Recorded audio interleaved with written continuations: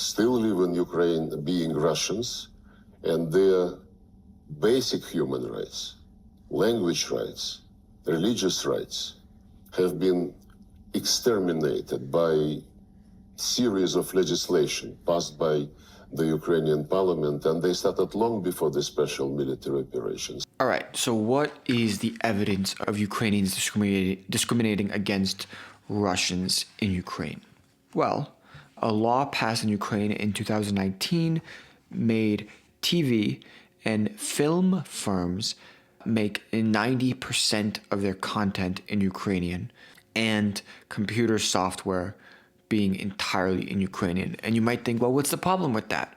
Well, there is a large amount of not only ethnic Russians, but predominantly Russian-speaking people in Ukraine. And the law also allowed media to be in English and other EU languages, but not Russian.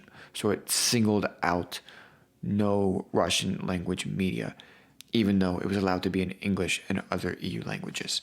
It probably is worth acknowledging that Ukraine made some mistakes along the way to increase tensions and sow divisions between Russians in Ukraine, which was then used by Russia as justification for the war. So it's okay to acknowledge that Ukraine made some mistakes too, without thinking that Russia was completely justified in their actions.